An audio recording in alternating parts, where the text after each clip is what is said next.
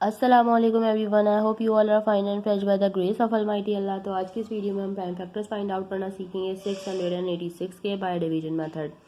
जब भी हम किसी वैल्यू के प्राइम फैक्टर्स फाइंड आउट करते हैं तो उसे हम प्राइम नंबर से ही डिवाइड करते हैं। और प्राइम नंबर्स वो नंबर्स होते हैं जो सिर्फ दो ही टेबल्स में आ सकते हैं, एक अपने और दूसरे वन के। जैसे कि मैं आपको यहाँ कुछ प्राइम नंबर्स लिख के दिखाती हूँ, 2, 3, 5, 7, 11 और ये इसी तरह कंटिन्यू रहते हैं। ये तमाम प्राइम नंबर्स हैं और इन्हीं से हमें इस वैल्यू को डिवाइड करना है, तभी हम इसके प्राइम फैक्टर्स जो है फाइंड आउट कर सकते हैं। तो यहाँ हमारे पास जो वैल्यू है वो है 686।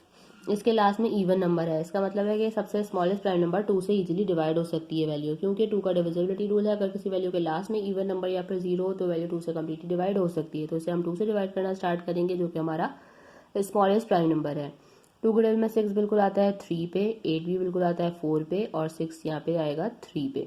लास्ट में हमारे पास ऑड नंबर आ चुका है, यानी कि ये वैल्यू अब 3 से तो डिवाइड नहीं हो सकती। 3 के बाद जो नेक्स्ट प्राइम नंबर है वो है 3, और 3 का डिविजिबिलिटी रूल है कि अगर एक वैल्यू के तमाम डिजिट्स को प्लस करने के बाद ऐसी वैल्यू आती है हमारे पास जो कि 3 का मल्टीपल है, तो उसका मतलब है कि वैल्यू 3 से कम्प्लीटली डिवाइड हो सकती है। तो 3 + 4 हो जाएगा हमारे पास 7, और 7 + 3 हो जाएगा 10। लेकिन 10 तो 3 का मल्टीपल नहीं है, यानी कि ये वैल्यू जो है वो 3 से डिवाइड नहीं हो सकती। 3 के बाद जो नेक्स्ट प्राइम नंबर है वो है 5, और ये वैल्यू 5 से भी डिवाइड नहीं हो सकती, क्योंकि 5 का डिविजिबिलिटी रूल है कि अगर किसी वैल्यू के लास्ट में 5 या फिर 0 हो तभी वो वैल्यू 5 से कम्प्लीटली डिवाइड हो सकती है। 5 के बाद जो नेक्स्ट प्राइम नंबर है वो है 7, और हम देखेंगे क्या ये वैल्यू 7 से कम्प्लीटली डिवाइड हो सकती है या नहीं। किस तरह देखेंगे हम इसको, इस तरह चेक करते हैं कि 7 के टेबल में 34 तो नहीं आता, उससे छोटा नंबर अगर हम देखें तो वो आएगा 28। ठीक है, तो 28 अगर हम देखें, 28 किस पर आएगा, 4 पर आएगा। अगर हम सब ये चेक कर रहे हैं हम इसे, तो हमारे पास यहाँ 6 रिमाइंडर होगा, वो चला जाएगा इस 3 के पास और ये बन जाएगा 63। और 7 के टेबल में 63 बिल्कुल आता है 9 पे, यानी कि 343 7 से कम्प्लीटली डिवाइड हो रही है वैल्यू, इसलिए हमने इसको यहाँ डिवाइड कर दिया है।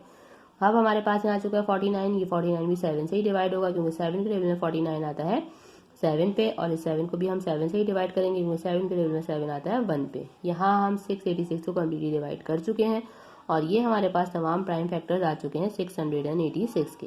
इसको हम किस तरह लिखेंगे, सबसे पहले तो हम यहाँ लिखेंगे प्राइम फैक्टर्स ऑफ 686, और तमाम प्राइम फैक्टर्स लिख लेंगे जो कि हमारे पास आए हैं 2 × 7 × 7 एंड × 7। और अगर हम चेक करना चाहते हैं कि हमने प्राइम फैक्टर बिल्कुल सही फाइंड आउट किए या नहीं, तो हम इन सबको कर देंगे मल्टीप्लाई। इन सबको मल्टीप्लाई करने के बाद अगर हमारे पास ओरिजिनल वैल्यू यानी कि 686 ही बन रही है, तो इसका मतलब है कि हमने प्राइम फैक्टर बिल्कुल सही फाइंड आउट किए हैं। देखा आपने कितनी जल्दी बाय डिवीजन मेथड हमने प्राइम फैक्टर्स फाइंड आउट करना सीख लिए हैं।